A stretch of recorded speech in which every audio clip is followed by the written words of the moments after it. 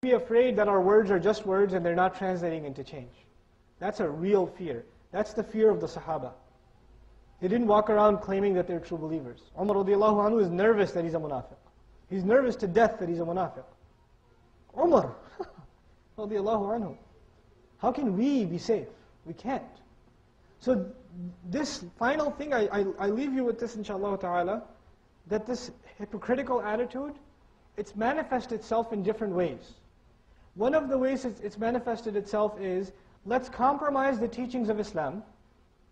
Let's present a watered down version of Islam and present ourselves as the champions of the enlightened, reformed Islam, right?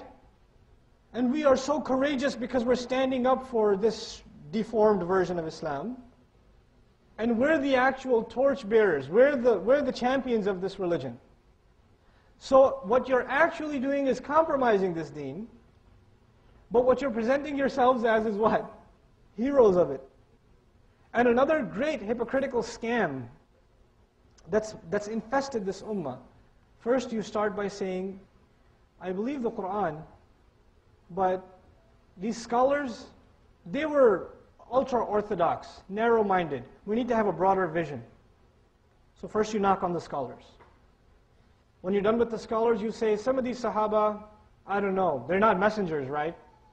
We don't have to follow them. Then you take the next step and you say, well, these Sahaba, they're the ones who transmitted hadith. So we shouldn't really trust the hadith. We can only trust what? The Qur'an. The Qur'an. And you're not really saying we should follow the Qur'an because the Qur'an is authentic, everything else is inauthentic. The real agenda is because the Qur'an has injunctions that are given precise shape and form in the Sunnah, right? The Qur'an has general injunctions that are given their precise form in the Sunnah, like the prayer. Prayer isn't outlined piece by piece in the Qur'an, it is outlined in the Sunnah, right? But you don't want to pray. What's the easiest thing you could do? You could say, you people you don't have the open mind enough. You're following hadith? Oh my God, you people are backwards. We just follow Qur'an. What that is one of the ultimate scams of hypocrisy. It's a scam. It's all it is.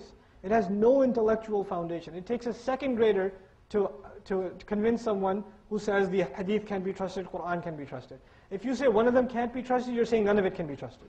By the way, the people who transmitted the Qur'an are the same people who transmitted the hadith. And if you say they can't be trusted with hadith, then automatically they can be trusted with Qur'an? No. Either you believe or you don't believe. Pick your sides. It's that simple. It's really that simple. So I wanted to conclude with this in our class just to give you some perspective. I pray that Allah enhances you in your knowledge of tajweed. I pray that He enhances you in your memorization of Qur'an. I pray that He enhances you in your knowledge of Qur'an. I pray He enhances you in your love of the Qur'an, in khushu' in your prayers, and that He inspires our children, all of our families, all of our elders, with a love of reciting this book, of implementing this book, of learning from this book, of doing dhikr from this book, and to have a relationship with this book, much like the relationship the companions of the Messenger, radiallahu anhu ajma'in wa sallallahu alayhi wa sallam, they used to have. If we can have that, inshaAllah ta'ala, this will be a different community. This will be a different community. May Allah Azza wa Jal forgive our shortcomings, and especially mine, because I run my mouth a lot. And I tend to say obnoxious things, and if I offended any of you, I'm truly sorry. I really am very, very honored at the opportunity to just have the opportunity to serve you in this community. And I pray that you really enjoyed yourself. I certainly did. I really did. And I've been looking forward to teaching in Houston for a long time, so this is actually a dua come true for me. Alhamdulillah. Alhamdulillah. The last thing I want to say to all of you is, if you can, at the end of this month, we haven't confirmed it, we're trying to, we haven't confirmed it. At the end of this month, I'll try and send one of my colleagues, Hafiz